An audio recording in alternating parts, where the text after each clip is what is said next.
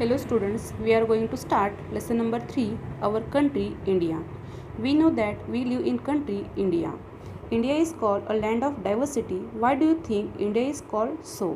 Why do you think that India is called a land of diversity? India is a land of diverse landforms and cultures. Some of the tallest mountains of the world, vast and fertile plains, rugged plateaus, hot dry deserts, long sandy beaches can be found in India. So, India is called land of diversity. India is the only country where there are the people of different languages, religions, race, but then too all of them live together in harmony and in peace. And this unity in diversity is unique in the world. So, India is called a land of diversity. In this lesson, you will learn about the different landforms of our country. First, the Himalayan mountains. Second, the northern plains. Third, the Deccan Plateau. Fourth, the Thar Desert and the islands. Now, we will start the lesson. India is a part of Asia. It is the seventh largest country in the world. We know that in last lesson we have seen that India is located in the continent Asia and is seventh largest country in the world.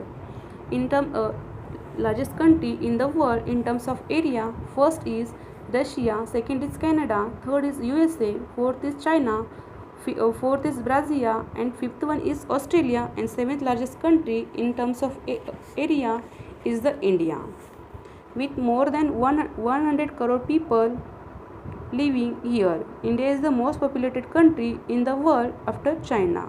Means first most populous country in the world is China, and after China, India is the second populous country in the world, and its population is near about 138 crore. It has also one of the most beautiful countries in the world. Our country is not the same everywhere. It has many landforms. We have mountains, plains, plateaus, deserts and islands. Very few countries in the world can boast of so much variety.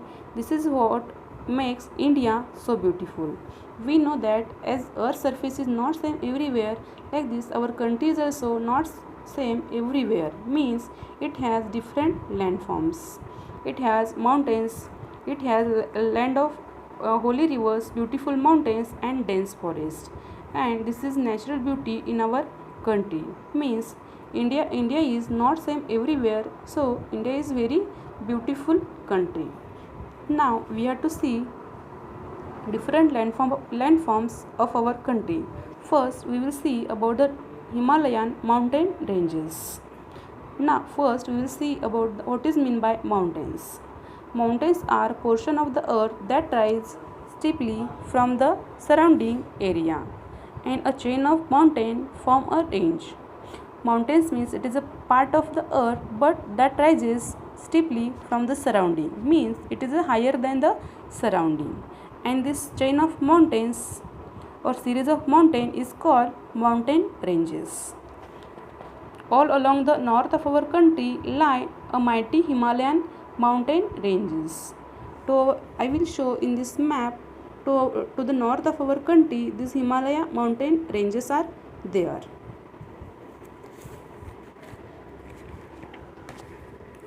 These ranges have some of the highest peak in the world. Mount Everest, the highest peak in the world, is the part of Himalayan ranges. World's highest peak, that is Mount Everest, it is located in the Himalayan ranges. The high peaks are covered with snow throughout the year. The mountain region is extremely cold. These mountain regions are very cold because this highest peak or high peaks are always covered with snow. Now we have to see different rivers that start from the Himalayas. Do you know why many rivers originate from Himalayas? The Himalaya rivers are the rivers that originate from the Himalayan mountain ranges. These rivers are snow-fed. They receive water from the melting ice of glaciers as well as from the rains. We know that many of rivers like the Ganga, Yamuna, Brahmaputra start from the Himalayas. The Ganga river originate from the Gangotri glacier of Western Himalayas in the state of Uttarakhand and flows south and east through the Gangetic Plain of India, Bangladesh and joined to the Bay of Bengal. Next river Brahmaputra. Brahmaputra river originate on the Yangtze Glacier located on the northern side of the Himalayas in the Turan country of Tibet. And last one Yamuna. That rivers also start from the Himalayas. As they flow down to the plains, several smaller rivers join the main rivers. Means that rivers start from the Himalayas and while flowing through the Bay of Bengal, several smaller rivers join to the this main rivers.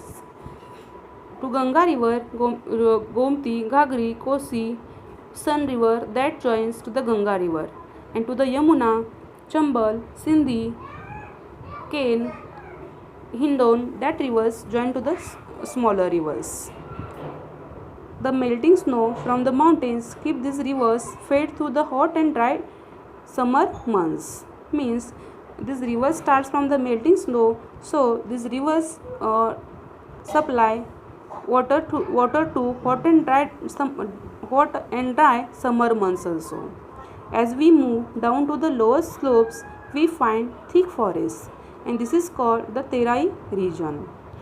Terai region is a lowland region in the northern India and southern Nepal that lies south of the outer foothills of the Himalayas, the Shivalik hills, and the north of northern plains. And in this Terai region, in lower slopes, we find thick forest, and this is called a Terai region. You can see this Terai region in this map.